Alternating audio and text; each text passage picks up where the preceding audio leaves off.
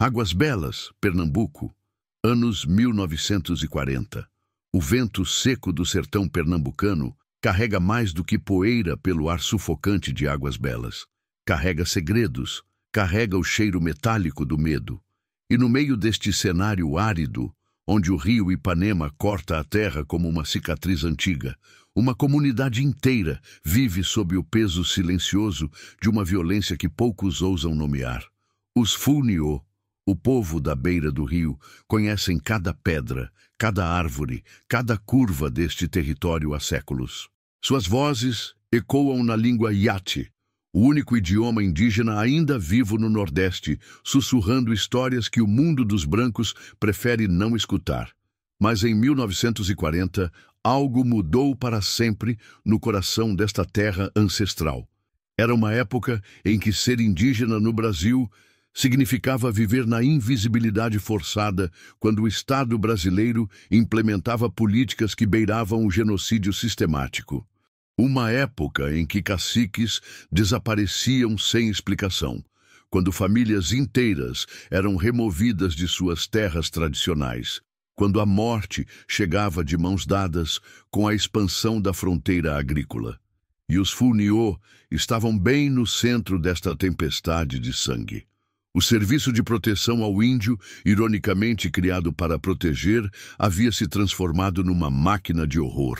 Documentos que só viriam à luz décadas depois revelariam torturas, assassinatos, escravidão e até mesmo guerra bacteriológica contra povos indígenas. O famoso Relatório Figueiredo, com suas 7.000 páginas de atrocidades, permaneceria enterrado por mais de 50 anos, guardando segredos que fariam o mundo tremer. Mas antes que estes crimes chegassem ao papel, eles aconteceram na carne, no osso, na alma de homens, mulheres e crianças Funiô. A cidade de Águas Belas crescia como um tumor maligno ao redor da aldeia indígena. Fazendeiros chegavam com documentos falsos, reivindicando terras que pertenciam aos Funiô desde tempos imemoriais. Políticos locais fechavam os olhos para invasões quando não as incentivavam abertamente. A Igreja Católica, que deveria oferecer amparo espiritual, frequentemente agia como cúmplice silenciosa da opressão. Era um sistema perfeito de destruição. E os Funiô estavam sozinhos. Naqueles anos sombrios, de 1940 a 1950, quando o Brasil vivia sob o autoritarismo do Estado Novo e depois enfrentava a reconstrução democrática, os povos indígenas permaneciam esquecidos nas margens da história oficial. Não havia imprensa investigativa para denunciar os crimes. Não havia organizações de direitos humanos para proteger os vulneráveis. Não havia sequer a consciência nacional de que um genocídio silencioso estava acontecendo bem debaixo dos nossos narizes. Os Funiô resistiam como podiam. Sua força vinha da língua ancestral, dos rituais sagrados do Ouricuri, da união férrea de uma comunidade que se recusava a desaparecer. Mas resistir tinha um preço altíssimo. Um preço pago com vidas, com famílias despedaçadas, com traumas que se transmitiriam de geração em geração. E então, em meio ao silêncio ensurdecedor da história oficial, começaram a surgir os primeiros sinais de que algo terrível havia acontecido. Lideranças que sumiam durante a noite. Crianças que nunca mais voltavam para casa. Mulheres que enlouqueciam de dor sem conseguir explicar o porquê. Homens que tremiam ao mencionar certos nomes, certas datas, certos lugares. O cacique Procópio Sarapó seria apenas uma das vítimas mais conhecidas desta onda de violência que varreu o território Funiô. Seu assassinato por um soldado nos anos 1960 seria apenas a ponta visível de um iceberg de horror que começara muito antes, na década anterior. Mas por que o silêncio durou tanto tempo? Por que estas histórias permaneceram enterradas como segredos de família por gerações inteiras? Porque mesmo hoje, quando finalmente temos voz para contar estas verdades, ainda sentimos o peso do medo ancestral. A resposta está nas páginas perdidas da nossa história. Está nos documentos queimados, nas testemunhas silenciadas, nos túmulos sem nome espalhados pelo sertão de Pernambuco. Está na compreensão de que o que aconteceu com os Fourniot não foi um acidente da história, mas um projeto deliberado de extermínio. Um projeto que quase deu certo. O que você está prestes a descobrir vai muito além de um simples relato histórico. É a reconstituição de um dos capítulos mais sombrios da nossa história nacional. Um período em que ser indígena no Brasil significava viver sob constante ameaça de morte. É a história de um povo que se recusou a desaparecer, mesmo quando todas as forças do Estado conspiravam para sua extinção. Esta é a história dos anos que mudaram para sempre o destino dos Fourniot. Uma história de resistência, mas também de perdas irreparáveis. Uma história que precisa ser contada não apenas para honrar a memória dos que tombaram, mas para compreendermos como chegamos até aqui. Porque os fantasmas de Águas Belas ainda vagam pelas ruas de terra batida, sussurrando nomes que nunca deveriam ter sido esquecidos. E eles não descansarão enquanto sua verdade não vier à luz. Você tem coragem de ouvir o que eles têm a dizer? Se esta história já deixou você inquieto, deixe um like e se inscreva no canal. Compartilhe com alguém que precisa conhecer a verdadeira história do nosso país. E prepare-se, porque o que vem pela frente vai te deixar sem dormir. Diga nos comentários, você já sabia da existência dos Fourniot? Qual foi sua reação ao descobrir sobre este silêncio histórico? Águas Belas, 15 de março de 1947, 3h da madrugada. O silêncio que precede a violência tem um som próprio. É um silêncio pesado, carregado de presságios, onde até os grilos param de cantar, como se soubessem que algo terrível está prestes a acontecer. Na aldeia Fourniot, as palhoças dormiam sob um céu sem estrelas, nuvens escuras cobrindo a lua como um presságio sombrio. Maria Fourniot acordou primeiro, não pelo som, ainda não havia som algum, mas por um instinto ancestral que corre nas veias de quem aprendeu a sobreviver em território hostil. Alguma coisa estava errada. O ar tinha um cheiro diferente, cheiro de metal, cheiro de medo. Ela cutucou o marido, João Batista, que dormia ao seu lado na esteira de palha. 3 filhos pequenos se aconchegavam contra eles na choça de barro e palha que chamavam de lar há mais de 15 anos. João Batista era respeitado na comunidade. Falava tanto o português quanto o iate com fluência. Servia como intérprete nas raras vezes em que autoridades vinham à aldeia. Mais importante, conhecia os limites exatos das terras tradicionais Fourniot. E era exatamente por isso que estava marcado para morrer. João, sussurrou Maria, sua voz mal passando de um sopro. Tem gente chegando. Ele abriu os olhos na escuridão total da choça. Não havia janelas, apenas uma porta baixa coberta por uma cortina de tecido grosso. Mas ele também sentia. Passos, muitos passos se aproximando da aldeia, tentando abafar o som na terra seca, mas falhando em enganar ouvidos treinados desde a infância para detectar perigos. João Batista se levantou devagar, seus pés descalços encontrando o chão de terra batida sem fazer ruído. 28 anos de vida no sertão o haviam ensinado que a sobrevivência dependia de perceber as ameaças antes que elas se manifestassem completamente. Ele se aproximou da entrada da choça e afastou ligeiramente a cortina. O que viu fez seu sangue gelar. Vultos se moviam entre as casas da aldeia como fantasmas malignos. Homens armados com rifles e facões, rostos cobertos por lenços, avançando em formação militar pela comunidade adormecida. Não eram bandidos comuns. Havia uma organização, uma disciplina naqueles movimentos que denunciava treinamento militar ou policial. O plano era perfeito: atacar na madrugada quando a resistência seria mínima, eliminar as lideranças Fourniot, que ousavam questionar a invasão de suas terras tradicionais. Criar um clima de terror que forçasse o resto da comunidade a aceitar qualquer acordo que os fazendeiros impusessem. João Batista viu quando os homens se posicionaram ao redor de sua choça e de outras 6 espalhadas pela aldeia. Sempre as mesmas. As casas dos líderes, dos que sabiam ler, dos que conheciam as leis dos brancos o suficiente para lutar contra elas nos tribunais distantes da capital. Foi então que ele percebeu a verdadeira dimensão do horror que estava prestes a se desenrolar. Não eram apenas assassinos contratados por fazendeiros gananciosos. Entre os vultos armados, João Batista reconheceu uniformes. Uniformes do Serviço de Proteção ao Índio, a mesma instituição que deveria protegê-los. Uniformes da Polícia Militar de Pernambuco.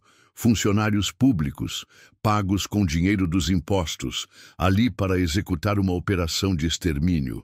O Estado brasileiro havia decidido que os Funiô eram um obstáculo ao progresso.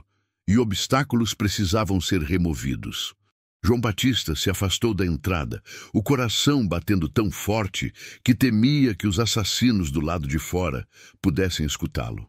Maria o olhava na escuridão, seus olhos brilhando de terror e compreensão. Ela também sabia que aquela seria a última noite de suas vidas. As crianças, sussurrou ela, apontando para os 3 pequenos que ainda dormiam tranquilos, alheios ao massacre que se aproximava. João Batista sentiu a garganta se fechar. Davi, de 8 anos, já falava iate melhor que muitos adultos. Ana, de 5, tinha os olhos mais brilhantes da aldeia e uma risada que podia alegrar o dia mais sombrio. E o pequeno Pedro, com apenas 2 anos, que ainda engatinhava pela casa perseguindo galinhas e rindo de tudo. Como explicar para uma criança de 2 anos que homens maus estavam ali para matá-la apenas por ela existir? Lá fora, uma voz cortou a noite como uma lâmina. Voz de comando, voz de quem estava acostumado a ser obedecido sem questionamentos. Cerquem as casas, ninguém escapa. As ordens são claras, não pode sobrar testemunha. João Batista reconheceu a voz. Era o sargento Medeiros do destacamento da PM de Águas Belas. Um homem que ele havia visto dezenas de vezes na cidade, que cumprimentava educadamente quando se cruzavam no mercado. Um homem que agora comandava um esquadrão da morte contra sua família. Foi nesse momento que João Batista compreendeu a verdadeira natureza do pesadelo em que estavam presos. Não se tratava de alguns fazendeiros agindo por conta própria. Não era uma questão de grileiros isolados tentando roubar terras indígenas. Era uma operação coordenada, planejada, executada com a participação direta do Estado. Um massacre de Estado. As primeiras portas começaram a ser derrubadas. Gritos rasgaram a noite, gritos de horror, de dor, de desespero. Crianças chorando, mulheres implorando por suas vidas. Homens tentando proteger suas famílias com as mãos nuas contra rifles e facões. A choça de João Batista ficava no centro da aldeia, cercada por outras 6 que também haviam sido marcadas para a destruição total.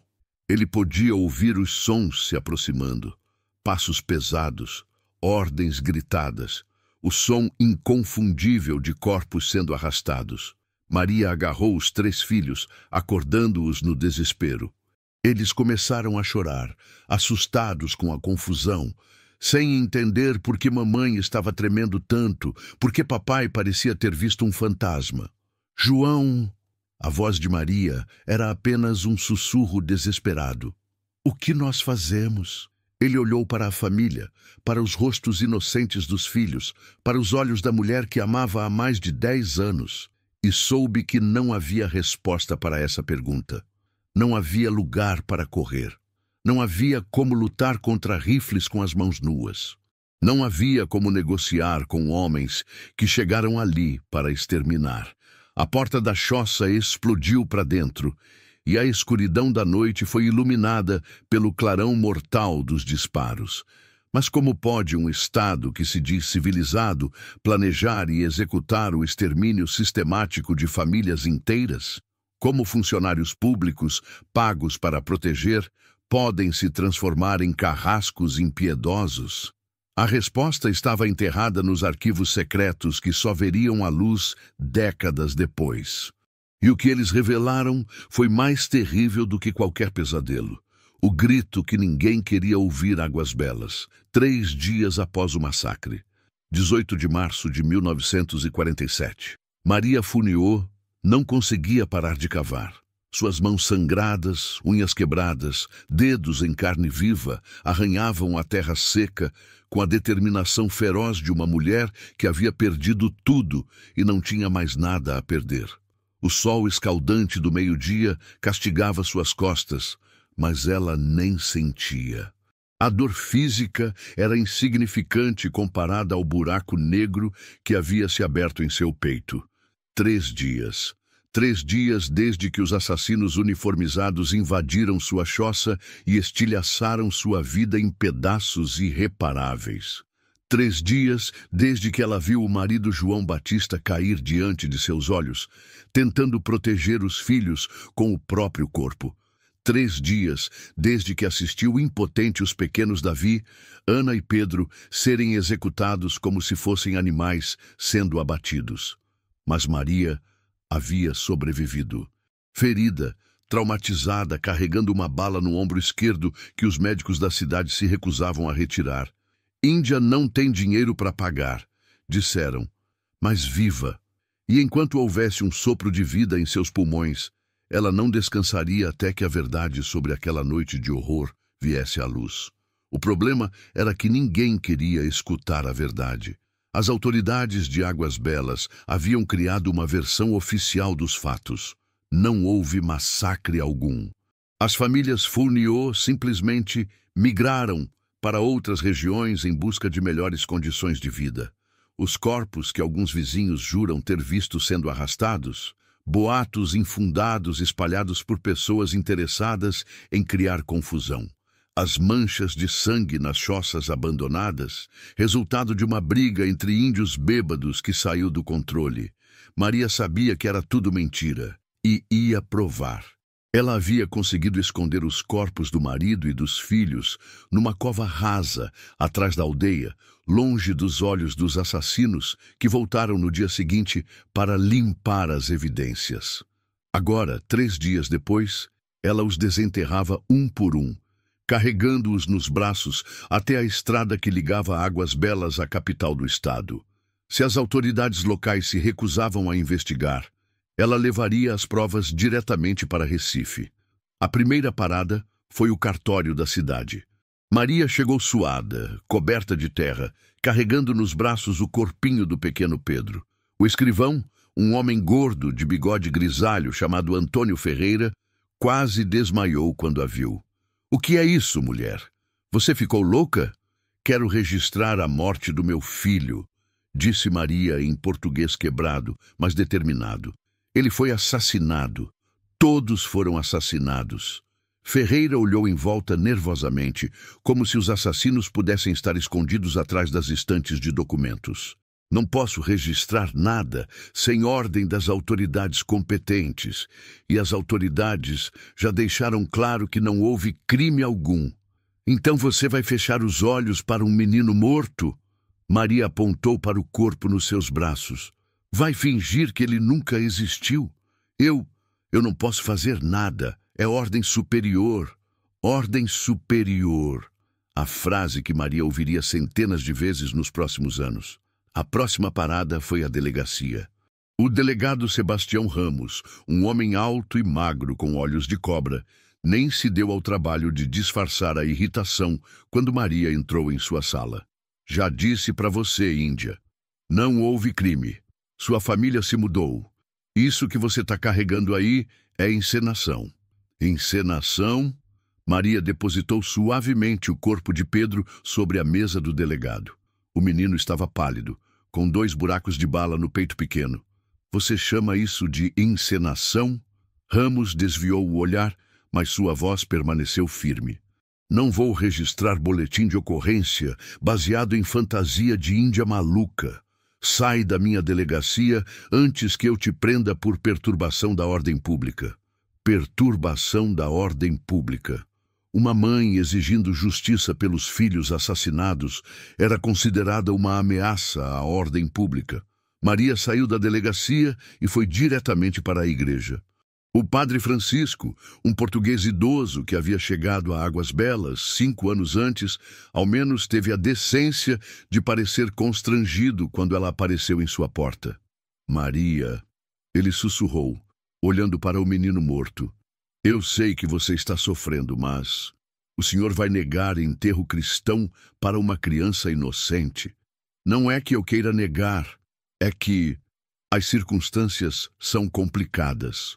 Há interesses importantes envolvidos, fazendeiros influentes, políticos poderosos. Se eu me meter nisso, se o senhor se meter em quê? Em dar dignidade a uma criança assassinada? O padre baixou a cabeça. Minhas mãos estão atadas, Maria. Eu sinto muito. Mãos atadas, ordem superior, interesses importantes. Sempre as mesmas desculpas, sempre a mesma covardia institucionalizada. Mas Maria não desistiu, nunca desistiu. Durante os próximos 3 anos, ela percorreria centenas de quilômetros a pé, carregando documentos improvisados, fotografias borradas, pedaços de roupa ensanguentada, qualquer coisa que pudesse servir como prova do massacre. Bateria na porta de promotores, juízes, jornalistas, políticos. Escreveria cartas em português precário para deputados estaduais, senadores, até mesmo para o presidente da República. Todas as cartas voltavam com a mesma resposta: arquivado por falta de evidências, ou simplesmente não eram respondidas. Maria aprendeu que no Brasil de 1947, a palavra de uma índia analfabeta valia menos que nada contra os interesses de fazendeiros com influência política. Aprendeu que justiça era uma palavra vazia quando se aplicava aos povos originários. Aprendeu que o Estado brasileiro via os indígenas não como cidadãos, mas como obstáculos descartáveis ao progresso. Mas ela continuou lutando. Nos mercados de Águas Belas, ela contava sua história para quem quisesse ouvir. Nas igrejas de cidades vizinhas, interrompia as missas para gritar os nomes dos filhos assassinados. Nas reuniões políticas, aparecia sem ser convidada para confrontar autoridades com perguntas incômodas. Sempre a mesma pergunta: por que vocês mataram meus filhos? E sempre a mesma resposta: silêncio. Os anos passaram. Maria envelheceu prematuramente, cabelos brancos antes dos 40, costas curvadas pelo peso de uma dor que nunca cicatrizou. Sua obsessão pela justiça a consumia lentamente, mas também a mantinha viva. Era a única coisa que ainda a conectava aos filhos mortos.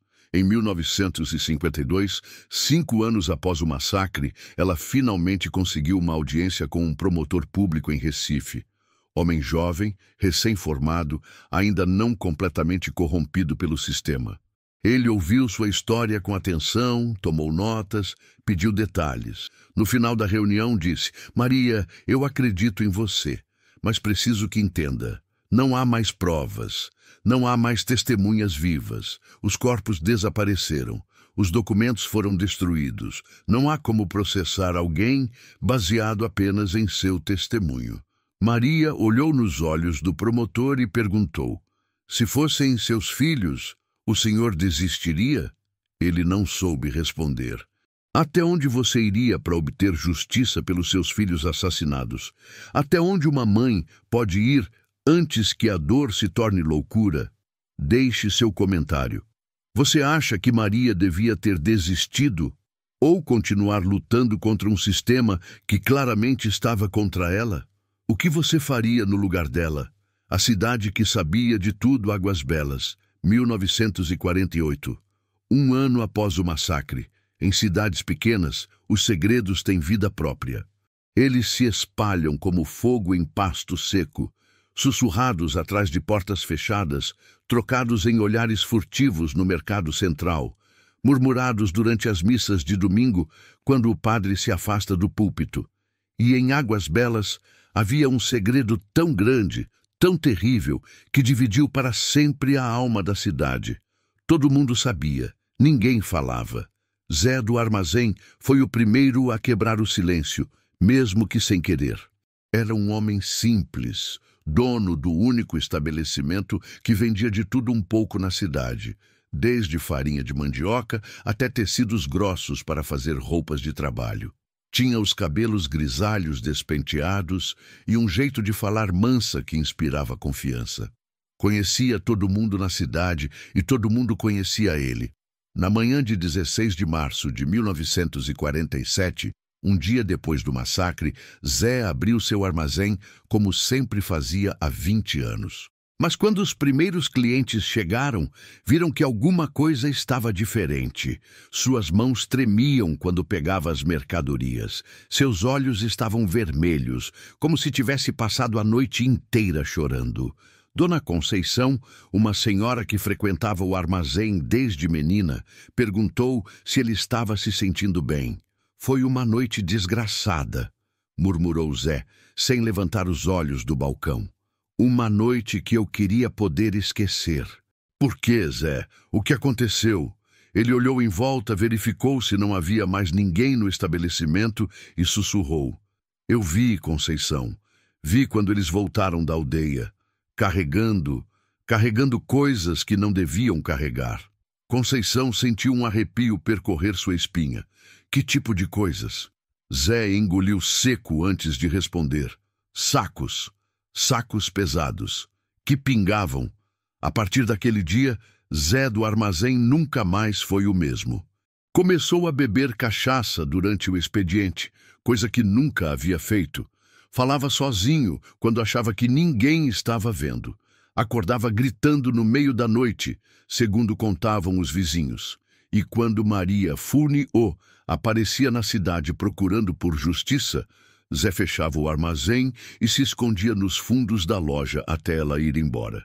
Dona Conceição guardou o segredo de Zé por algumas semanas. Mas em cidade pequena, segredo é como gravidez. Mais cedo ou mais tarde aparece. Durante uma reunião na igreja para organizar a festa junina, ela não resistiu e contou para Dona Marlene, que contou para seu Antônio do Correio, que contou para o filho do delegado. Em poucos dias, metade da cidade sabia que Zé do Armazém havia visto alguma coisa relacionada ao desaparecimento das famílias Furniô. Foi então que as coisas começaram a ficar perigosas.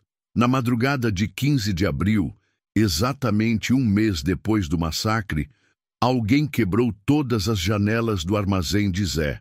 Não levaram nada, não entraram na loja. Apenas quebraram as janelas e escreveram na parede da frente, com tinta vermelha: quem muito fala, pouco vive. Zé entendeu o recado. A partir daquele dia, sempre que alguém tentava tocar no assunto daquela noite maldita, ele mudava de conversa imediatamente. Não sei de nada, dizia, olhando nervosamente por cima do ombro. E vocês também não deviam saber. Mas os segredos têm vida própria e continuaram se espalhando. Manuel, o ferreiro da cidade, havia forjado algemas especiais por encomenda de autoridades 2 semanas antes do massacre. Algemas pequenas demais para adultos, grandes demais para bebês. Algemas do tamanho perfeito para crianças entre 2 e 8 anos de idade.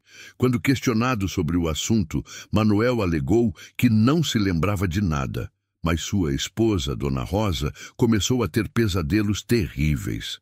Pesadelos onde via crianças indígenas acorrentadas, chorando, pedindo pela mãe. Doutor Severino, o único médico da região, havia sido chamado para tratar de ferimentos na madrugada de 16 de março.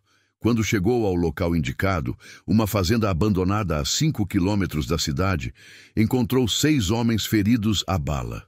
Homens que ele reconheceu como funcionários do Serviço de Proteção ao Índio e soldados da Polícia Militar. Foi legítima defesa, explicou o sargento Medeiros, com uma bala atravessada no braço direito. Os índios atacaram primeiro. Tivemos que revidar. Doutor. Severino tratou dos ferimentos em silêncio, mas não pode deixar de notar que todos os ferimentos estavam na parte da frente dos corpos dos homens, como se tivessem sido atingidos enquanto atacavam, não enquanto se defendiam. E não podia deixar de se perguntar como 6 adultos armados e treinados haviam se ferido lutando contra famílias de indígenas que incluíam crianças pequenas. As perguntas o atormentavam durante meses. Até que uma noite, voltando de um parto numa fazenda distante, Dr. Severino sofreu um acidente. Seu cavalo tropeçou numa corda esticada, atravessada na estrada, e o médico foi arremessado contra uma árvore, quebrando 3 costelas e sofrendo traumatismo craniano. Quando acordou no hospital em Recife uma semana depois, havia perdido a memória dos últimos 6 meses, uma perda de memória muito conveniente e muito específica. P. Francisco, o pároco português, também carregava seu fardo de culpa. Na semana anterior ao massacre, havia confessado 3 homens que vieram à igreja com pecados pesados na consciência. Pecados relacionados a uma missão que precisavam cumprir para o bem da comunidade. O sigilo confessional o impedia de revelar o que havia ouvido. Mas quando os mesmos 3 homens apareceram na igreja no domingo seguinte ao massacre, com roupas limpas demais e mãos que cheiravam a sabão, como se tivessem sido esfregadas obsessivamente, P. Francisco soube exatamente qual missão haviam cumprido. A partir daquele dia, suas pregações passaram a incluir referências constantes aos inocentes massacrados e à justiça divina que mais cedo ou mais tarde cobrará o preço do sangue derramado. As paróquias vizinhas começaram a receber reclamações anônimas sobre padres comunistas que estavam perturbando a ordem pública. 6 meses depois, Peno Francisco foi transferido para uma missão na África, por motivos de saúde, segundo comunicou a diocese. Mas o segredo mais terrível de todos pertencia a Dona Eulália, parteira respeitada que havia trazido ao mundo metade das crianças da cidade. Na manhã de 16 de março, ela foi chamada para atender uma emergência numa casa abandonada nos arredores da cidade. Quando chegou ao local, encontrou uma mulher indígena inconsciente, coberta de sangue, com uma bala alojada no ombro. A mulher estava grávida de 7 meses. "Salva ela", ordenou um homem mascarado que Dona Eulália tinha certeza de ter reconhecido, apesar do rosto coberto. "E esquece que esteve aqui." Dona Eulália trabalhou durante horas para salvar a vida da mulher e do bebê. Conseguiu extrair a bala, estancar o sangramento, estabilizar os sinais vitais. Mas quando acordou na manhã seguinte, a mulher indígena havia desaparecido. Desaparecido também estava qualquer rastro de que ela havia estado na casa, como se toda a cena tivesse sido um pesadelo. Durante anos, Dona Eulália se perguntaria se realmente aconteceu, até que um dia, caminhando pelo mercado central, cruzou com uma mulher Fulniô, que a olhou nos olhos com uma expressão de gratidão infinita. Uma mulher com uma cicatriz visível no ombro esquerdo, carregando nos braços uma criança de cerca de 2 anos. Maria Fulniô havia sobrevivido e não estava sozinha. Mas o que ninguém na cidade sabia era que os verdadeiros segredos ainda estavam enterrados. Enterrados nos arquivos que ninguém ousava abrir, nos documentos que ninguém queria ler, porque a verdade sobre aquela noite era muito pior do que qualquer segredo sussurrado atrás de portas fechadas. O que a terra não conseguiu esconder. Aldeia Fulniô, Águas Belas, 20 de março de 1947, 4 dias após o massacre. Quando a chuva finalmente chegou ao sertão de Pernambuco, 4 dias após aquela noite maldita, ela lavou o sangue das paredes de barro, mas não conseguiu apagar as evidências que os assassinos deixaram para trás. Evidências que contavam uma história muito diferente da versão oficial. Evidências que revelavam não apenas o que aconteceu, mas como foi planejado até o último detalhe. Carlos Mendonça era investigador particular, contratado secretamente por um grupo de missionários católicos de Recife que desconfiavam da versão oficial dos fatos. Homem discreto, acostumado a trabalhar casos que a polícia oficial preferia ignorar, ele chegou à aldeia abandonada numa manhã de céu cinzento, carregando apenas uma maleta de couro com instrumentos rudimentares de investigação e um caderno onde anotaria descobertas que chocariam até mesmo sua experiência de 20 anos lidando com crimes violentos. A primeira coisa que chamou sua atenção foi o silêncio. Um silêncio absoluto, antinatural. Nem passarinhos, nem grilos, nem o zunido costumeiro dos insetos típicos da região. Era como se toda a vida tivesse fugido daquele lugar, deixando apenas fantasmas e segredos enterrados na terra vermelha. Carlos se aproximou da primeira choça, a casa onde vivia a família de João Batista Fournier. A estrutura de barro e palha permanecia de pé, mas a porta havia sido arrancada das dobradiças. Não quebrada ou forçada, arrancada com violência metódica, como se os assassinos quisessem ter certeza de que não haveria como ninguém se barricar lá dentro. Ao entrar na choça, Carlos sentiu o cheiro. Não era apenas o cheiro metálico do sangue seco. Havia algo mais. Um odor químico, artificial, que ele não conseguia identificar imediatamente. Acendeu uma lanterna e começou a examinar o interior. O chão de terra batida estava escuro demais, muito escuro. Carlos se ajoelhou e arrancou um punhado de terra, levando-a até a luz. A coloração não era natural. Havia uma tonalidade avermelhada que só podia significar uma coisa. Sangue em quantidade extraordinária havia sido absorvido pelo solo. Mas havia algo estranho na distribuição das manchas. Carlos desenhou um mapa rudimentar da choça em seu caderno, marcando cada mancha de sangue, cada marca de bala nas paredes, cada pedaço de tecido rasgado encontrado pelo chão.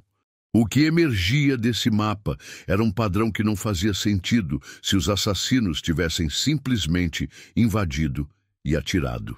As manchas de sangue formavam um semicírculo perfeito ao redor de um ponto central da choça, como se as vítimas tivessem sido forçadas a se ajoelhar numa formação específica antes de serem executadas.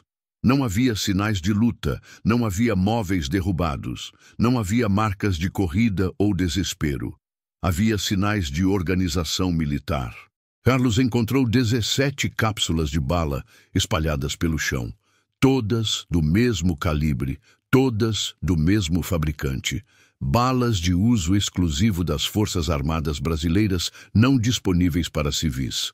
Mais perturbador ainda, ele encontrou apenas 17 cápsulas, mas havia pelo menos 23 furos de bala nas paredes da choça. Onde estavam as outras cápsulas?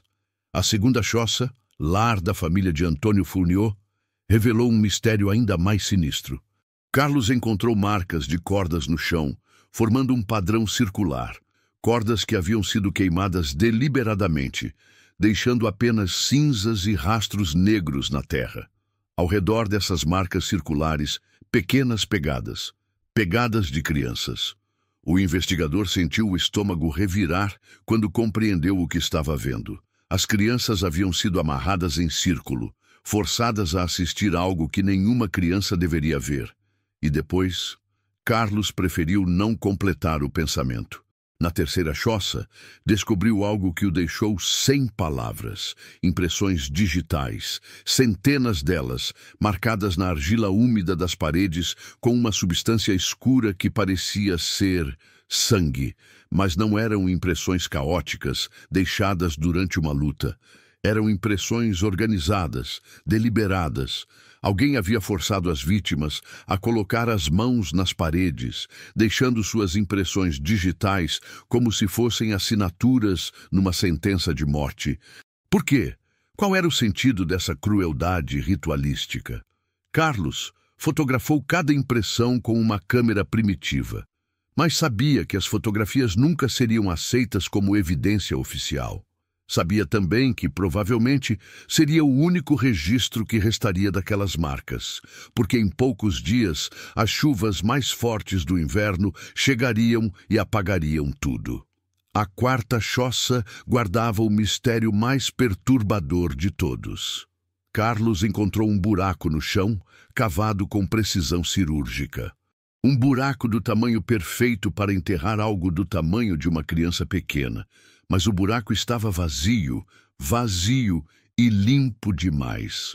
Carlos removeu camadas de terra ao redor do buraco e fez uma descoberta que o fez questionar sua própria sanidade. No fundo da escavação, encontrou fragmentos de tecido. Tecido que não era indígena, não era feito artesanalmente como as roupas Fourniot. Era tecido industrializado, do tipo usado em uniformes militares. Alguém havia enterrado uniformes militares junto com o quê? E por que depois desenterrou tudo e levou embora? A quinta choça revelou evidências de uso de substâncias químicas. Carlos identificou o cheiro que havia sentido na primeira casa. Éter. Éter usado para fazer as vítimas perderem a consciência antes da execução. Mas por que usar éter? Por que não simplesmente matar rapidamente? A resposta estava nas paredes. Escritos com carvão em português tosco, havia palavras rabiscadas: confessa, onde ouro, terra maldita. Os assassinos não haviam chegado apenas para matar, haviam chegado para interrogar, para extrair informações, para fazer as vítimas confessarem algo. Mas confessarem o quê? Carlos encontrou também seringas descartadas nos fundos da sexta choça, seringas que ainda continham resíduos de uma substância desconhecida. Uma substância que, décadas depois, seria identificada como um dos primeiros experimentos brasileiros com soro da verdade, drogas desenvolvidas para forçar prisioneiros a falar durante interrogatórios. O massacre dos Fourniot não havia sido apenas um extermínio, havia sido um experimento. Na sétima e última choça, Carlos fez a descoberta mais chocante. Encontrou documentos parcialmente queimados, mas ainda legíveis. Documentos oficiais do Serviço de Proteção ao Índio, autorizando procedimentos especiais para extrair informações sobre localização de recursos minerais em território indígena. Os Fourniot haviam sido torturados e executados porque alguém acreditava que eles sabiam a localização de ouro escondido em suas terras ancestrais. Carlos dobrou os documentos e os guardou no bolso interno do paletó. Eram a prova definitiva de que o massacre havia sido uma operação oficial do governo brasileiro. Uma operação planejada, autorizada e executada por funcionários públicos pagos com dinheiro dos impostos. Mas quando Carlos voltou na semana seguinte para coletar mais evidências, descobriu que toda a aldeia havia sido queimada até o chão. As choças, as evidências, as marcas, tudo havia desaparecido sob as chamas. E os documentos que ele havia escondido no paletó também haviam sumido misteriosamente de sua casa em Recife. Carlos Mendonça nunca mais falou sobre o que viu naquela aldeia. Quando amigos perguntavam sobre o caso, ele mudava de assunto rapidamente. Quando missionários tentavam contatá-lo para saber do resultado da investigação, ele alegava não se lembrar de nada. 3 meses depois da investigação, Carlos sofreu um derrame súbito e perdeu a fala. Morreu 6 meses depois, levando consigo os segredos que havia descoberto na terra manchada de sangue dos Fourniot. Mas como pode uma investigação inteira desaparecer sem deixar rastros? Como pode um homem experiente em crimes violentos simplesmente esquecer as piores evidências que já viu na vida? A resposta estava escondida nos porões do poder, nos arquivos secretos que levariam décadas para vir à luz. A Máquina de Mentiras Recife, Ministério Público, 15 de junho de 1950, 3 anos após o massacre. O promotor Joaquim Cavalcante segurava nos dedos uma pilha de documentos tão alta que parecia capaz de derrubar uma mesa.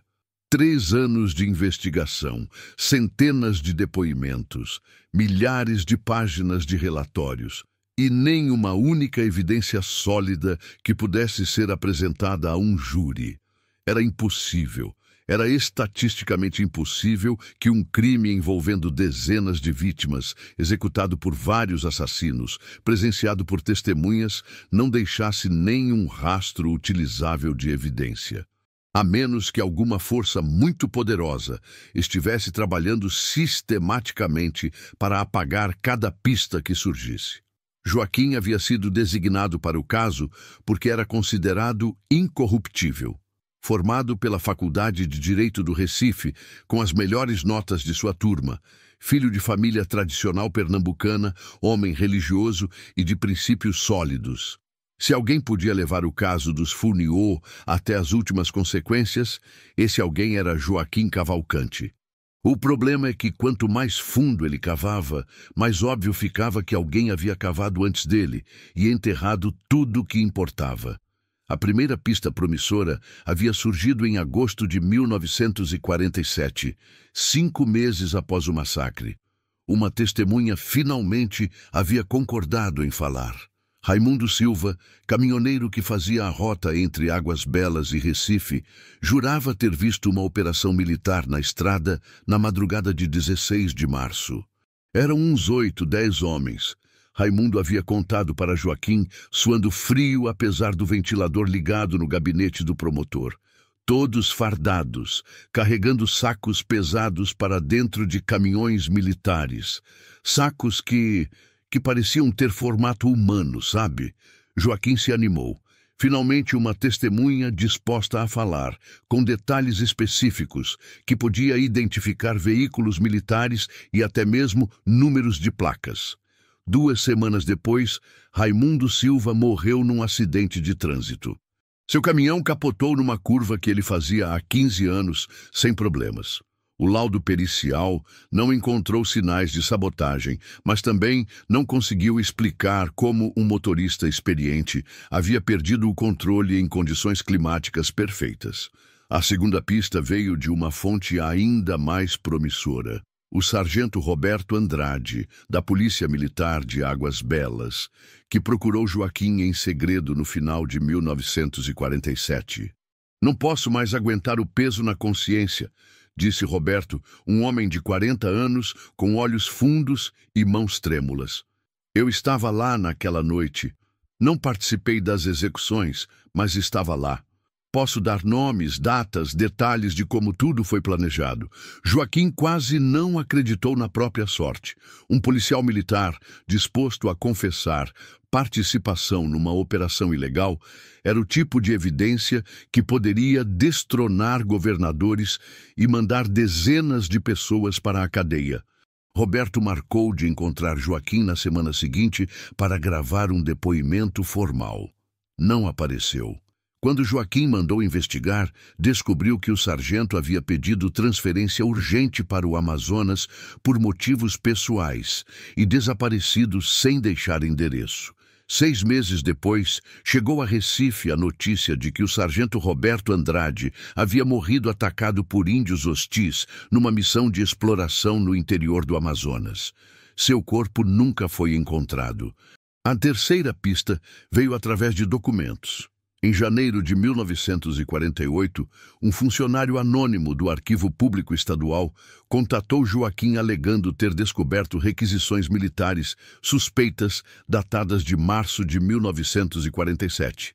Requisições de munição, veículos e até mesmo de materiais para operações especiais, assinadas por oficiais lotados em Águas Belas.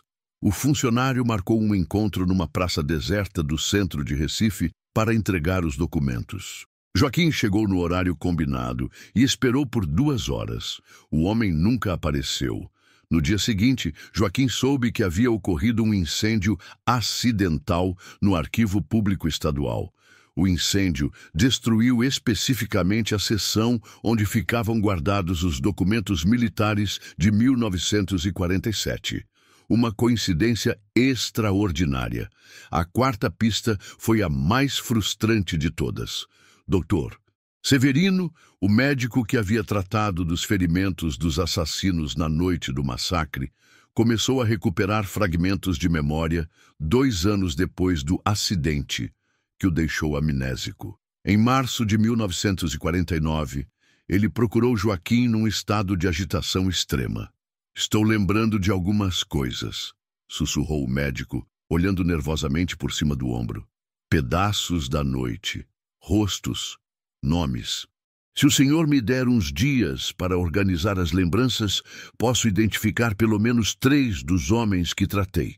Joaquim agendou uma sessão formal para a semana seguinte. Na véspera da reunião, Dr. Severino sofreu um segundo acidente. Desta vez, foi uma overdose acidental de medicamentos para dormir. Sobreviveu, mas voltou ao estado de amnésia total. Desta vez, a perda de memória foi definitiva. A quinta pista envolveu dinheiro. O contador José Araújo, responsável pelas finanças da Prefeitura de Águas Belas, descobriu movimentações financeiras estranhas nos meses anteriores e posteriores ao massacre. Pagamentos a empresas de segurança privada que não existiam oficialmente. Transferências bancárias para contas fantasmas. Dinheiro saindo dos cofres públicos sem justificativa legal. José começou a montar um dossiê detalhado sobre essas transações irregulares. Trabalhou durante meses, cruzando dados, seguindo rastros de dinheiro, construindo um mapa financeiro que poderia provar o envolvimento direto de autoridades municipais no massacre. Uma semana antes de apresentar o dossiê para Joaquim, José Araújo foi preso, acusado de desvio de verbas públicas. As acusações eram baseadas exatamente nos mesmos documentos que ele havia reunido para provar a irregularidade dos pagamentos relacionados ao massacre Fulni-O. José foi condenado a 5 anos de prisão. O dossiê desapareceu dos arquivos do tribunal. A sexta pista veio de uma fonte inesperada, a Igreja Católica. Pedro Miguel, sucessor de P. Francisco na paróquia de Águas Belas, encontrou no arquivo da igreja cartas escritas por fiéis pedindo perdão por pecados graves relacionados aos índios. Cartas datadas de março e abril de 1947, escritas por homens que pareciam estar confessando participação no massacre. Pedro Miguel copiou as cartas em segredo e procurou Joaquim. As cartas continham detalhes específicos que só poderiam ser conhecidos por alguém que havia participado dos crimes. Nomes de vítimas, descrições de como foram mortas, até mesmo referências aos experimentos com drogas. Joaquim finalmente tinha evidências documentais escritas pelos próprios assassinos. 2 semanas depois, Pedro Miguel foi transferido urgentemente para Roma para estudos avançados em teologia. As cartas desapareceram do arquivo da igreja. O novo pároco alegou nunca ter visto documentos desse tipo, e assim foi durante 3 anos inteiros. Cada pista promissora que surgia era sistematicamente destruída antes que pudesse ser transformada em evidência legal. Cada testemunha que se dispunha a falar morria, desaparecia ou desenvolvia amnésia súbita. Cada documento relevante que era descoberto sumia em incêndios, roubos ou reorganizações administrativas. Em junho de 1950, Joaquim Cavalcante foi chamado ao gabinete do Procurador-Geral da República. "Joaquim", disse o procurador, um homem idoso com voz cansada, "é hora de encerrar essa investigação. 3 anos, centenas de milhares de cruzeiros gastos, recursos humanos desperdiçados e nenhum resultado. É hora de arquivar. Mas, senhor, as evidências de encobrimento são óbvias. Não pode ser coincidência que... Não há evidências, Joaquim. Há suspeitas. Há teorias. Há boatos. Mas não há evidências que possam ser apresentadas a um tribunal. E sem evidências, não há caso." No dia 20 de junho de 1950, o caso do suposto massacre dos Fulni-O foi oficialmente arquivado por falta de evidências conclusivas. Joaquim Cavalcante pediu transferência para o interior da Bahia. Nunca mais trabalhou com casos criminais. Dedicou o resto da carreira a processos cíveis sem importância, como se tivesse perdido toda a fé na possibilidade de justiça no Brasil. Como pode um sistema inteiro de justiça falhar tão completamente? Como podem todas as evidências de um crime desaparecer sistematicamente durante anos? A resposta estava nos corredores do poder, onde homens poderosos haviam decidido que algumas verdades eram perigosas demais para vir à luz. O homem que não conseguia esquecer Recife. Delegacia de Homicídios. 23 de agosto de 1987. 40 anos após o massacre. Inspetor Antônio Toninho Santos não era o tipo de policial que desistia fácil. Aos 45 anos, com 22 anos de carreira na Polícia Civil de Pernambuco, tinha uma reputação sólida. Casos difíceis, Toninho resolvia. Crimes que outros investigadores consideravam impossíveis, ele desvendava com paciência chinesa e obsessão beirando a loucura. Foi essa reputação que o levou até uma caixa empoeirada no depósito da delegacia, na manhã daquele agosto sufocante de 1987. Uma caixa rotulada simplesmente como Águas Belas, 1947-1950. Toninho deveria estar procurando por arquivos de um caso recente, mas a etiqueta amarelada despertou sua curiosidade.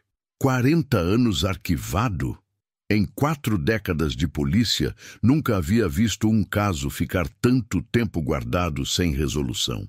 Abriu a caixa e encontrou documentos parciais, fotografias desbotadas, depoimentos incompletos e uma anotação manuscrita na primeira página. Promotor J. Cavalcante, caso encerrado por falta de evidências. Não reabrir. Não reabrir. Para Toninho, essas 2 palavras eram como um desafio pessoal. Levou a caixa para casa naquela noite, contra todos os regulamentos. Sentou na mesa da cozinha, abriu uma cerveja e começou a ler. Sua esposa, Carminha, reclamou que a janta estava esfriando, mas ele nem escutou. Estava absorto demais, tentando entender o que havia acontecido numa aldeia Fulniô 4 décadas antes. 3 horas depois, quando finalmente levantou os olhos dos papéis, Carminha já havia ido dormir brava. E Toninho tinha certeza absoluta de que havia encontrado a missão de sua vida. O caso dos Fulniô não era apenas um arquivo morto. Era um puzzle macabro, onde cada peça que deveria estar lá havia desaparecido misteriosamente. Testemunhas mortas em acidentes convenientes demais. Documentos sumidos em incêndios muito específicos. Evidências que se evaporavam sempre que alguém tentava pegá-las. Para um investigador experiente como Toninho, o padrão era óbvio. Alguém muito poderoso havia orquestrado um encobrimento perfeito. E encobrimentos perfeitos sempre escondiam crimes imperfeitos. Na manhã seguinte, Toninho pediu férias. 15 dias que se transformaram em 30, depois em licença médica, depois em afastamento por problemas de saúde mental. Porque quando seus superiores descobriram que ele estava investigando um caso oficialmente arquivado há 4 décadas, deixaram claro que sua carreira estava em risco. Toninho, disse o delegado-chefe numa reunião tensa, você tem uma carreira brilhante pela frente. Não estrague tudo por causa de fantasmas do passado. Fantasmas do passado. Era assim que chamavam as vítimas do massacre dos Fulniô. Toninho ignorou os avisos. Durante 2 anos, transformou sua casa num centro de operações improvisado. A sala de jantar virou arquivo. O quarto de hóspedes virou laboratório de análise de documentos. A garagem virou depósito de evidências que ele coletava secretamente, sem mandado judicial, sem autorização oficial, sem apoio institucional. Carminha aguentou 1 ano antes de pedir o divórcio. Você escolheu, disse ela, empacotando as roupas numa sexta-feira chuvosa de 1989. Escolheu mortos de 40 anos atrás, ao invés da família que está viva aqui do seu lado. Toninho nem tentou argumentar. Sabia que ela estava certa. Sabia que sua obsessão pelo caso dos Fourniot havia consumido tudo que importava na sua vida pessoal. Mas não conseguia parar. Era mais forte que ele, porque a cada nova descoberta que fazia, mais óbvio ficava que o massacre havia sido apenas a ponta do iceberg. O que ele estava descobrindo era uma rede de corrupção, violência e encobrimento que subia até os escalões mais altos do poder no Brasil. Toninho descobriu que promotor Joaquim Cavalcante não havia desistido do caso por acaso. Havia sido pressionado pelo próprio Procurador-Geral da República, que, por sua vez, recebia ordens diretas do Palácio do Planalto. O massacre dos Fourniot havia sido arquivado por decisão presidencial. Mas por quê? Por que um presidente da República se preocuparia com um crime numa aldeia perdida do sertão pernambucano? A resposta estava numa descoberta que fez Toninho questionar tudo o que sabia sobre história do Brasil. Em 1991, depois de 4 anos de investigação obsessiva, ele encontrou numa biblioteca particular de Recife uma cópia do relatório que o investigador Carlos Mendonça havia escrito antes de morrer. O relatório havia sido considerado perdido, mas uma cópia havia sobrevivido nos arquivos pessoais de um missionário jesuíta. O relatório revelava que o massacre não havia sido motivado apenas por disputa de terras. Os Fourniot haviam sido torturados para revelar a localização de uma mina de urânio em território indígena. Urânio que o governo brasileiro pretendia usar no desenvolvimento de armas nucleares durante a Guerra Fria. Os índios morreram para proteger um segredo nuclear brasileiro que pouquíssimas pessoas no mundo conheciam. Toninho levou essa descoberta para jornalistas, para políticos, para organizações de direitos humanos. Todos ficavam impressionados, todos prometiam ajudar, todos sumiam quando descobriam as implicações políticas do caso. Em 1992, Toninho foi aposentado compulsoriamente por motivos médicos. O diagnóstico oficial era transtorno obsessivo-compulsivo com foco paranoide. Em linguagem popular, havia enlouquecido. Mas Toninho não havia enlouquecido. Havia descoberto verdades que eram perigosas demais para serem reveladas. Passou os anos seguintes vivendo numa casa pequena nos subúrbios de Recife, sobrevivendo com a aposentadoria de policial e continuando a investigação por conta própria. A casa virou um museu particular do caso dos Fourniot. Paredes cobertas de fotografias, mapas, cronologias, árvores genealógicas dos assassinos e das vítimas. Vizinhos achavam que ele havia perdido o juízo, familiares se afastaram, amigos pararam de visitar. Toninho Santos se transformou num eremita urbano, vivendo sozinho com suas evidências e suas teorias. Mas ele não estava louco, estava certo. Em 1997, 50 anos após o massacre, Toninho finalmente conseguiu uma audiência com um promotor jovem, recém-formado, ainda não corrompido pelo sistema. Levou todas as suas descobertas, todos os seus documentos, todas as suas provas. O promotor escutou durante 3 horas, fez perguntas inteligentes, pareceu genuinamente interessado em reabrir o caso. Uma semana depois, o promotor foi transferido para uma comarca no interior do Ceará. Os documentos que Toninho havia deixado com ele desapareceram durante a mudança. Foi nesse momento que Toninho Santos compreendeu uma verdade terrível. Não importava quanta evidência ele reunisse, não importava quão sólida fosse sua investigação, não importava quantas décadas passassem. O poder que havia orquestrado o massacre dos Fourniot ainda estava lá, ainda estava forte, ainda estava disposto a silenciar qualquer um que tentasse expor a verdade. Em 2003, aos 61 anos, Toninho sofreu um infarto na sala onde guardava seus arquivos sobre o caso. Morreu sozinho, rodeado por caixas de documentos que ninguém mais se interessava em ler. Seus vizinhos acharam que era apenas mais um policial aposentado que havia morrido de solidão e obsessão. Não sabiam que ele havia dedicado 16 anos de sua vida a descobrir verdades que poderiam reescrever a história do Brasil. Os arquivos de Toninho Santos foram doados para uma biblioteca pública, onde permanecem até hoje numa seção de documentos diversos que ninguém consulta. Mas toda obsessão tem um preço, e o preço que Toninho pagou foi sua sanidade, sua família, sua carreira, sua vida. Será que valeu a pena? Será que algumas verdades são importantes demais para serem enterradas, mesmo que custe tudo? A resposta viria de onde ninguém esperava, e mudaria tudo o que achávamos saber sobre o caso dos Fulniot. Quando o passado encontra o futuro Brasília, Comissão Nacional da Verdade, 12 de dezembro de 2013, 66 anos após o massacre. Doutora Luciana Andrade não esperava que sua vida mudasse completamente numa quinta-feira chuvosa de dezembro. Antropóloga forense especializada em identificação de vítimas de violência política, ela integrava a equipe técnica da Comissão Nacional da Verdade, criada para investigar violações de direitos humanos ocorridas entre 1946 e 1988.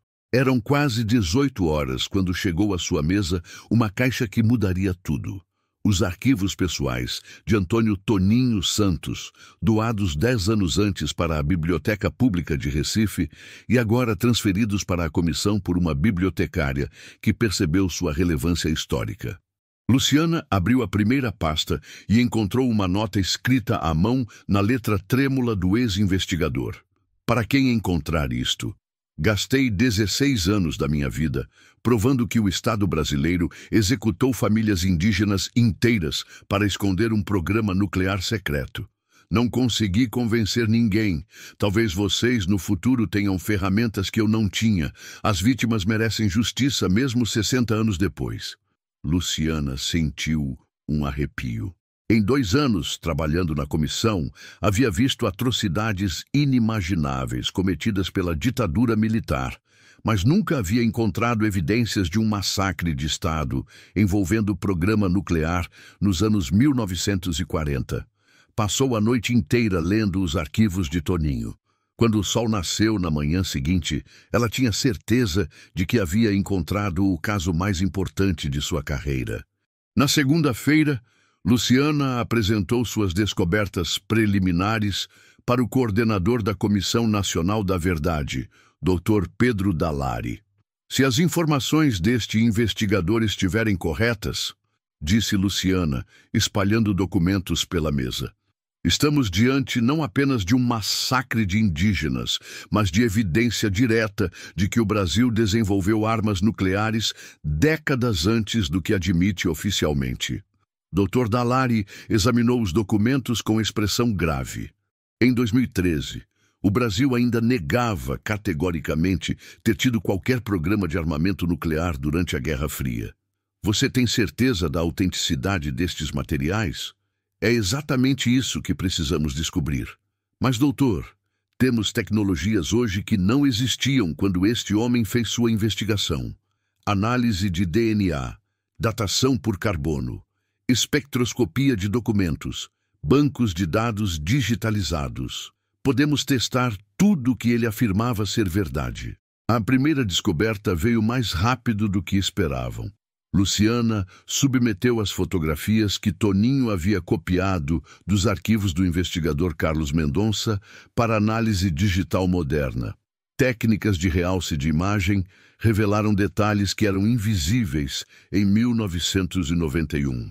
Numa das fotografias da cena do crime, borrosa e mal iluminada, o software conseguiu identificar placas de veículos militares. Placas que foram cruzadas com bancos de dados do Exército e revelaram que os veículos estavam registrados para uma unidade especial, subordinada diretamente ao Estado-Maior das Forças Armadas. Uma unidade que oficialmente nunca existiu. A segunda descoberta foi ainda mais espetacular. Em março de 2014, 3 meses após Luciana iniciar a investigação, a Agência Internacional de Energia Atômica desclassificou milhares de documentos relacionados ao programa nuclear brasileiro dos anos 1940 a 50. Entre esses documentos estava uma carta oficial do governo brasileiro de 1948, informando sobre aquisição de material radioativo em território indígena de Pernambuco através de operação militar bem-sucedida. Material radioativo. Território indígena. Pernambuco. Operação militar.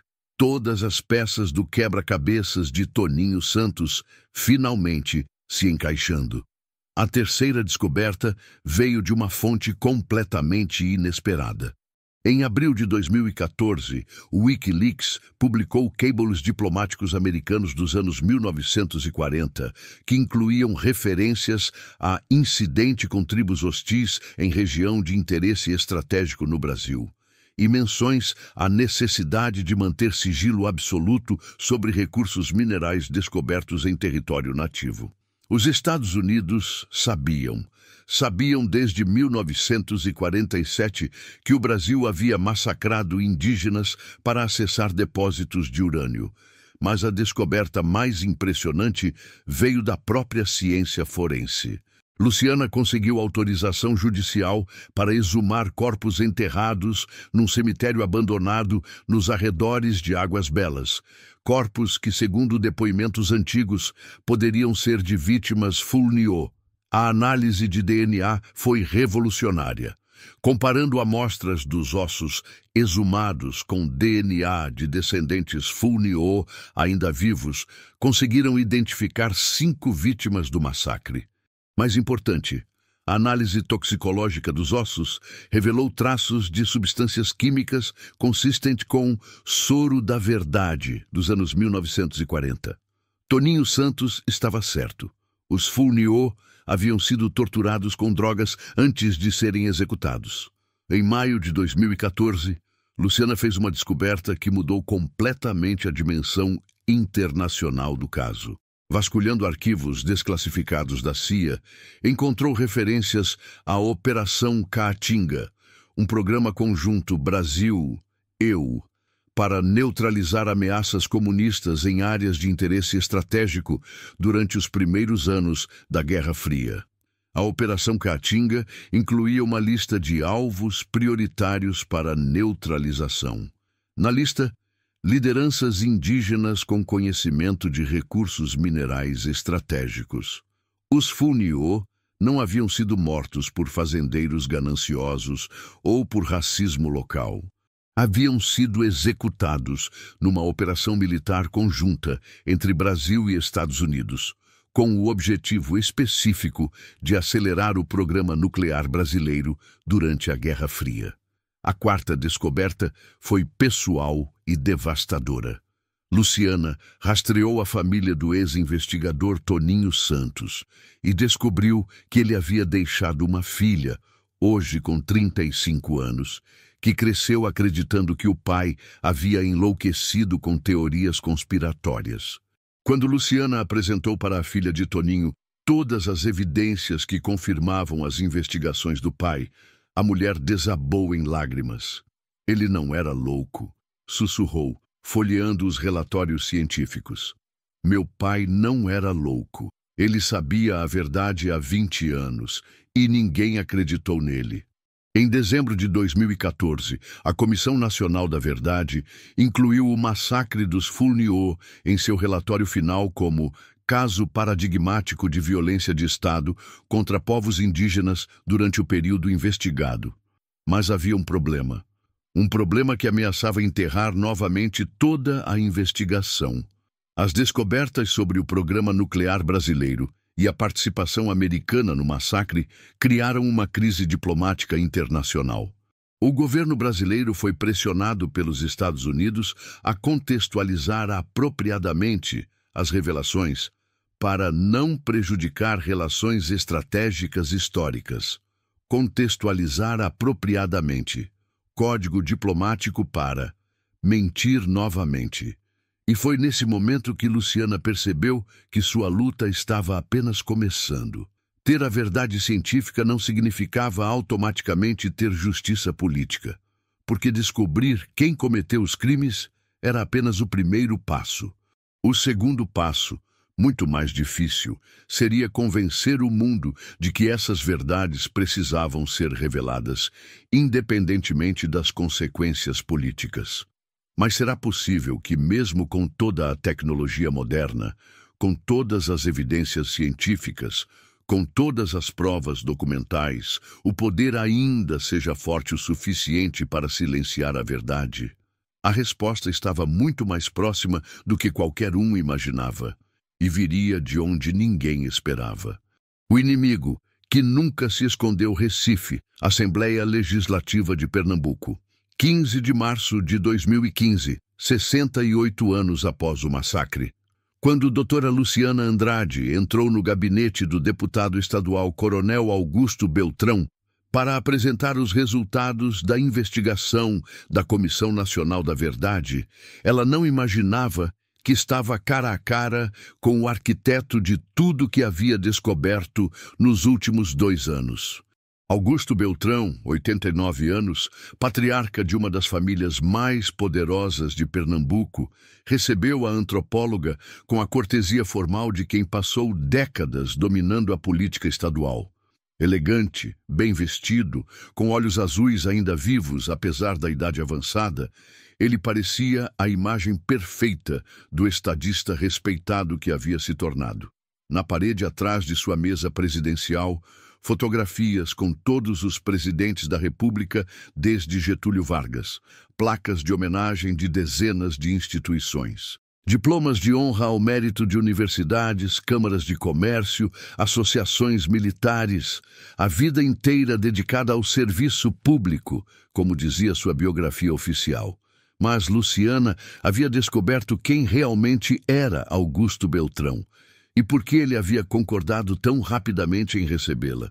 Doutora Luciana, disse Beltrão com voz firme, gestos educados de quem havia aprendido a arte da política em décadas de poder.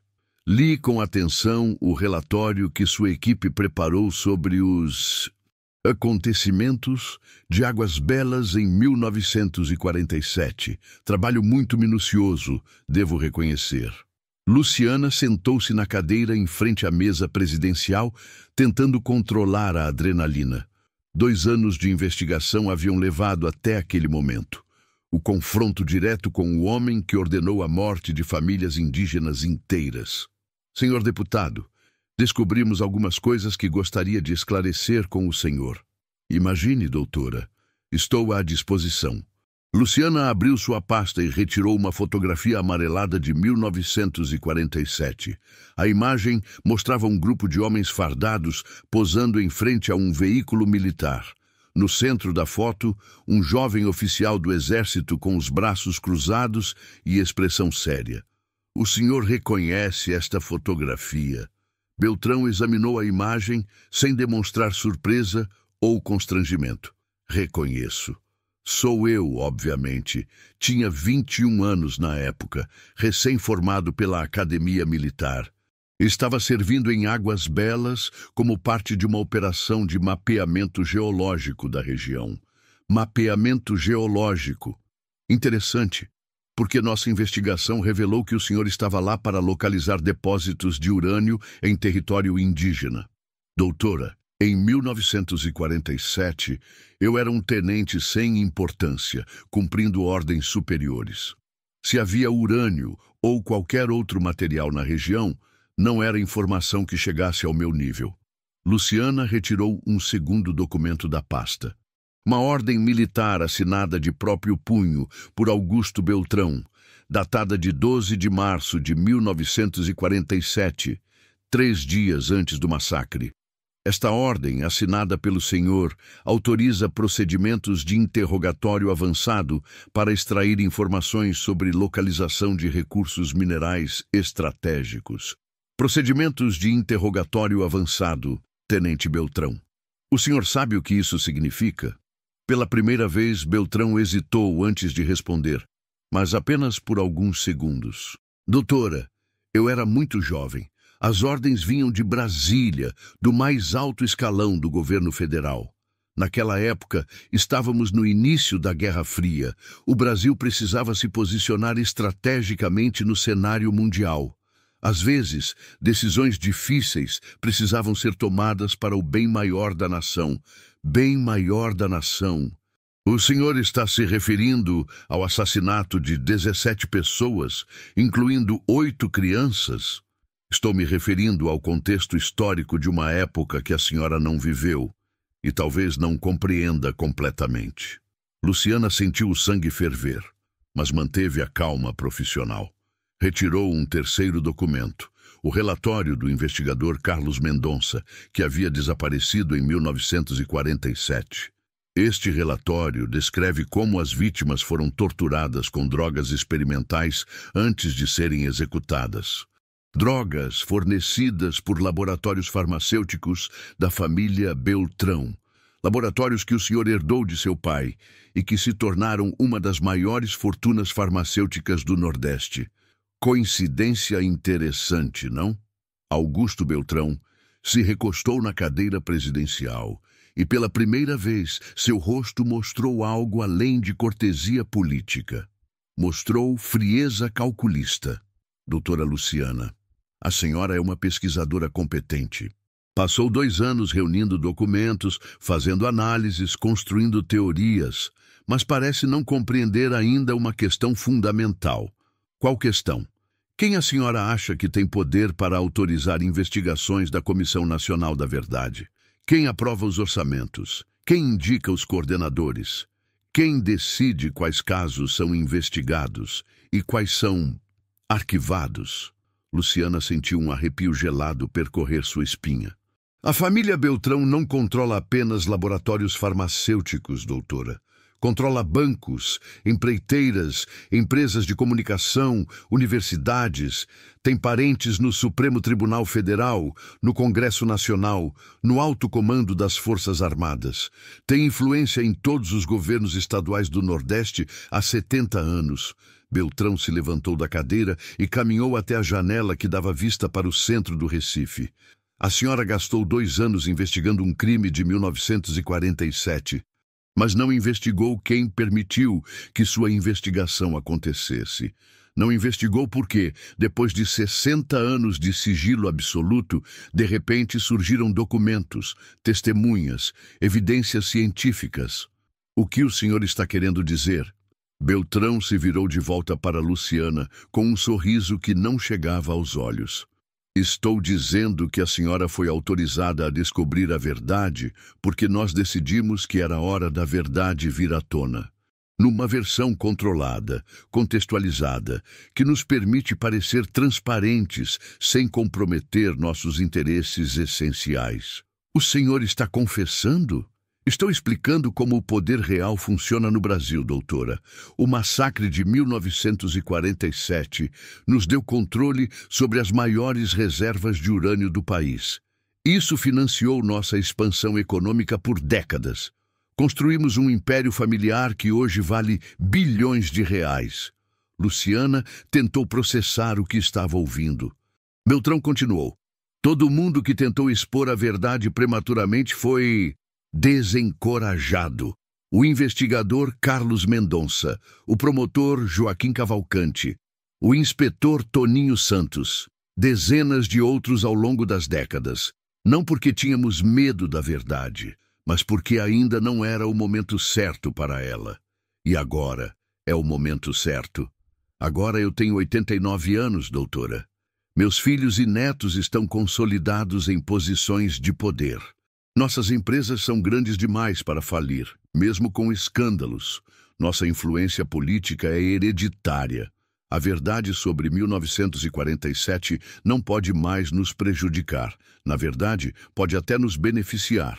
Como assim? Transparência controlada, doutora. Reconhecer erros do passado enquanto mantemos controle do presente. Pedir perdão histórico enquanto preservamos poder econômico. É uma estratégia política muito eficiente. Luciana olhou para o homem diante dela, elegante, articulado, completamente sem remorso, e compreendeu uma verdade aterradora. Augusto Beltrão não estava escondido nas sombras há 60 anos. Estava à vista de todos. Deputado respeitado, empresário admirado, filantropo premiado. O inimigo nunca se escondeu.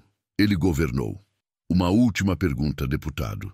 O senhor sente algum remorso pelas 17 vidas que tirou em 1947? Augusto Beltrão voltou para sua cadeira presidencial, ajeitou os papéis na mesa e respondeu com a mesma voz firme que usava em discursos oficiais. Doutora, em 70 anos de vida pública, aprendi que remorso é um luxo, que líderes verdadeiros não podem se dar. Tomamos decisões difíceis para que outros não precisem tomá-las. Luciana guardou os documentos na pasta, se levantou e caminhou em direção à porta. Antes de sair, se virou uma última vez. O senhor sabe que tudo isso está sendo gravado? Beltrão sorriu pela primeira vez durante toda a conversa. Claro que sei, doutora. E sabe por que não me importo? Porque amanhã, quando a senhora tentar divulgar essa gravação, descobrirá que os juízes que poderiam autorizar sua divulgação são nossos amigos. Os jornalistas que poderiam publicá-la trabalham para nossas empresas. Os políticos que poderiam apoiá-la dependem do nosso financiamento. Mas será que mesmo um poder construído sobre décadas de crimes pode resistir para sempre à força da verdade revelada? O Preço da Verdade, Recife, 16 de março de 2015, exatos 68 anos após o massacre. Luciana Andrade não dormiu na noite após o confronto com Augusto Beltrão. Sentada na mesa de sua casa, com a gravação digital da confissão do deputado, tocando repetidamente no laptop, ela tentava processar a magnitude do que havia descoberto. Não era apenas um crime de décadas atrás. Era um sistema inteiro de poder construído sobre ossos indígenas, mantido através de gerações, protegido por uma rede de cumplicidade que se estendia desde delegacias do interior até o Supremo Tribunal Federal. E Beltrão tinha razão sobre uma coisa. Quando Luciana tentou divulgar a gravação, descobriu que suas palavras eram proféticas. O primeiro jornal que procurou, grande diário de circulação nacional, escutou a gravação com interesse, mas 3 dias depois publicou apenas uma matéria pequena na página 15. Antropóloga investiga conflitos agrários históricos em Pernambuco. Nenhuma palavra sobre massacre, urânio ou confissões. A segunda tentativa foi com uma emissora de televisão. O jornalista investigativo que a recebeu ficou visivelmente impressionado com as evidências, prometeu uma reportagem especial, mas uma semana depois foi transferido para cobrir esportes. Seu substituto alegou que o material era demasiadamente complexo para o público geral. A terceira tentativa foi com organizações de direitos humanos internacionais. Enviou dossiês completos para a Anistia Internacional, Human Rights Watch, Survival International. Todas responderam com cartas padronizadas, agradecendo o material e prometendo análise cuidadosa.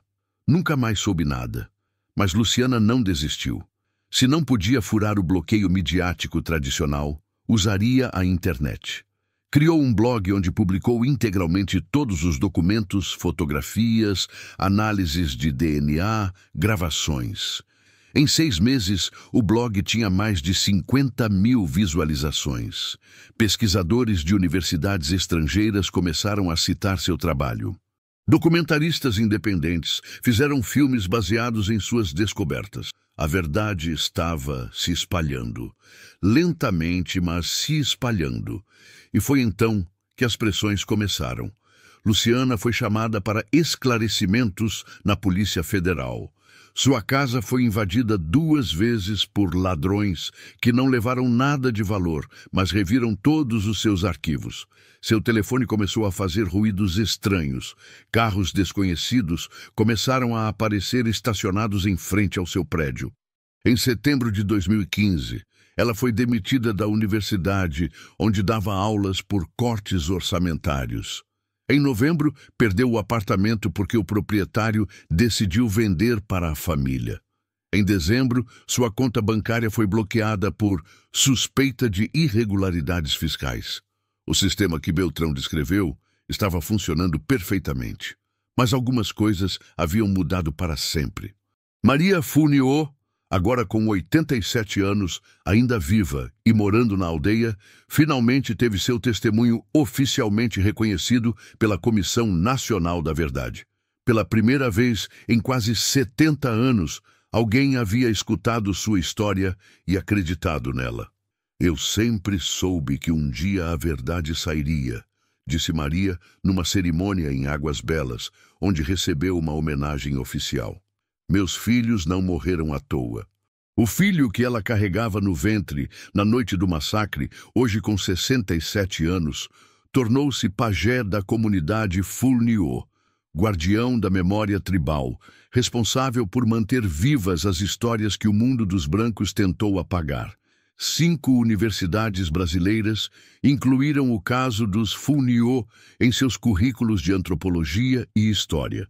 Uma delas criou uma bolsa de estudos com o nome de Antônio Toninho Santos para pesquisadores que investigassem violações de direitos indígenas.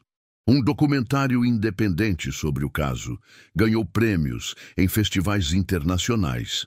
O filme não foi exibido em cinemas comerciais no Brasil, mas circula clandestinamente em universidades e movimentos sociais. E Augusto Beltrão continuou sendo deputado respeitado, empresário admirado, filantropo premiado. Em 2018, aos 92 anos, foi homenageado pela Assembleia Legislativa de Pernambuco pelos relevantes serviços prestados ao Estado. Morreu em 2019, cercado pela família, venerado pela imprensa local como grande estadista. Seu império econômico permanece intacto. Seus filhos e netos ocupam cargos importantes na política, nas empresas, na sociedade. A fortuna construída sobre urânio Funiô continua crescendo, agora administrada pela 4ª geração da família. Porque essa é a verdade mais amarga que Luciana descobriu. Confessar crimes não significa pagar por eles. O Brasil tem uma capacidade extraordinária de conviver com suas próprias contradições. Pode reconhecer oficialmente que houve massacres, criar comissões da verdade, publicar relatórios detalhados sobre violações de direitos humanos e, ao mesmo tempo, manter intactas as estruturas de poder que cometeram esses crimes. A verdade foi revelada. A justiça nunca chegou, mas talvez a justiça não seja o único objetivo de uma investigação como essa. Talvez o objetivo seja simplesmente garantir que as vítimas não sejam esquecidas, que seus nomes sejam pronunciados, que suas histórias sejam contadas. Maria Funiô morreu em janeiro de 2020, aos 92 anos, vitimada pela Covid-19. Suas últimas palavras, segundo familiares, foram em Iate, a língua que ela ajudou a manter viva, apesar de todos os esforços para silenciá-la. Luciana Andrade continua sua pesquisa, agora como investigadora independente. Vive modestamente, dando palestras em pequenas universidades, escrevendo artigos que poucos leem, lutando para manter acesa uma verdade que o poder preferiria ver apagada. Ela sabe que nunca verá Augusto Beltrão julgado por seus crimes. Sabe que a família dele continuará rica e poderosa. Sabe que o sistema que permitiu o massacre dos Funiô continua funcionando, criando novas vítimas, enterrando novas verdades. Mas também sabe que algumas verdades, uma vez reveladas, nunca mais podem ser completamente escondidas. A Terra Vermelha de Águas Belas guarda muitos segredos ainda. Segredos sobre outros massacres, outras operações militares secretas, outros crimes que poderosas famílias brasileiras gostariam de manter enterrados para sempre. E enquanto houver pessoas dispostas a cavar, a investigar, a fazer as perguntas incômodas, esses segredos continuarão vindo à tona, um por um, geração após geração. Porque os mortos têm uma paciência infinita. E a verdade, por mais que seja silenciada, tem uma capacidade extraordinária de ressuscitar. No final, quem realmente vence? O poder que silencia ou a verdade que insiste em ser contada? E você? O que faria se descobrisse que sua família, sua cidade, seu país foram construídos sobre crimes que ninguém quer lembrar? A história dos Funiô termina aqui. Mas quantas outras histórias como essa ainda estão esperando para serem contadas?